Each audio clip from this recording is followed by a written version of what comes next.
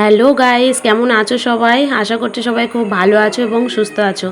অনেক দিন পর একটা ব্লগ নিয়ে ফিরে এলাম। তো দেখো, সেজেগুজে রেডি হয়ে গেছি, বুঝতেই পারছো দেখে। আমরা এখন যাচ্ছি ননদের বাড়িতে পাগলা বাবার পুজোতে। তো এই ননদের বাড়িতে আমি এই প্রথমবার যাচ্ছি।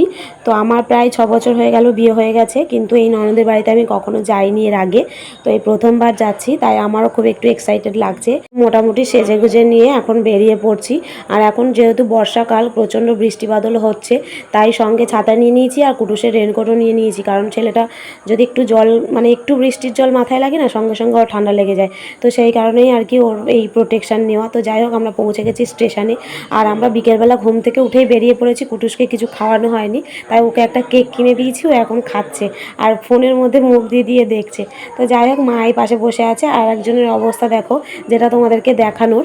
আমরা এত সুন্দর সেজেগুজে যাচ্ছি, ও যাচ্ছে প্রায় অনেক বছর পর দিদির বাড়িতে, কিন্তু ওর ড্রেসটা দেখো।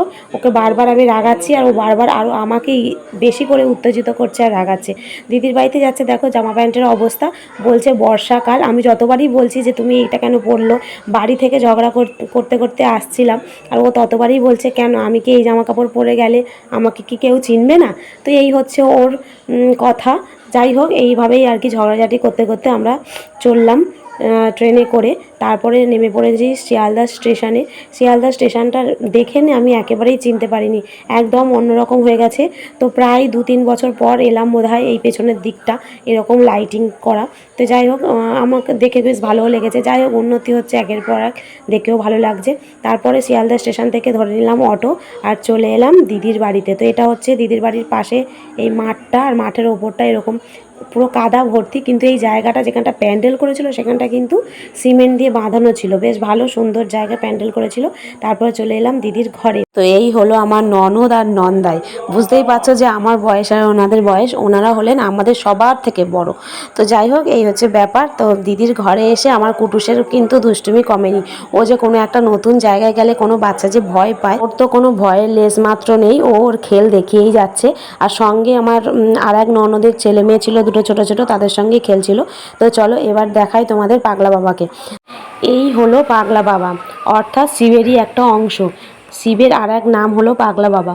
তো এই হলো আমাদের দিদিদের ঘরের পাগলা বাবা। এনারই পুজোতে আমাদের নিমন্ত্রণ, আর এই পুজোতেই আমরা এসছি এনার কাছে।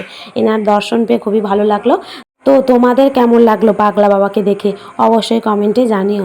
তো আমরা এখান থেকে ঠাকুরকে দর্শন করে চলে এলাম খাওয়ার টেবিলে, কারণ আমাদেরকে অনেক দূর পৌঁছাতে হবে। আমরা চলে এসেছিলাম ট্যাংরা, শিয়ালদা দিয়ে, তোমাদেরকে বলা হয়নি আগে।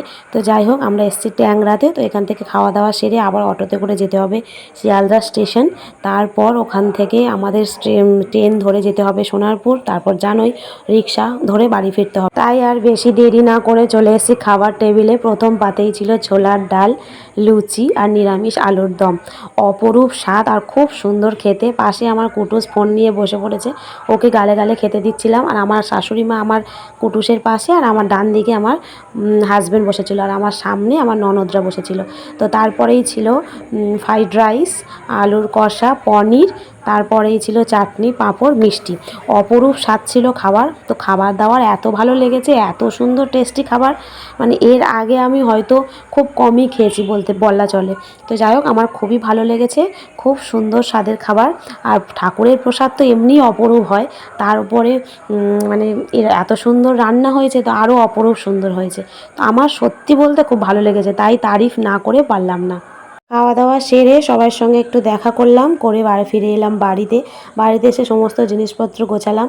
আর এত সুন্দর রান্নাবান্না, আগেই বললাম খেয়ে দিয়ে সত্যি কথা বলতে হাঁটতে খুবই কষ্ট হচ্ছিল। অনেক কষ্টে বাড়ি ফিরেছি, আর কিছু খাওয়া দাওয়ার নেই। এখন আমরা শটাং শুয়ে পড়বো সব গুছিয়ে গাছিয়ে।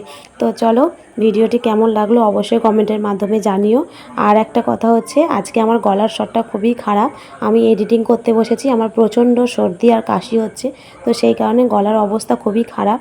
তো একটু মানিয়ে গুছিয়ে ভিডিওটা শেষ পর্যন্ত দেখার অনুরোধ রইল। তো চলো, আজকের ভিডিওটা এখানেই শেষ করছি। সবাই ভালো থাকবে, সুস্থ থাকবে। আর আমার ভিডিও কেমন লাগলো অবশ্যই কমেন্টের মাধ্যমে জানাবে। তো চলো, টাটা।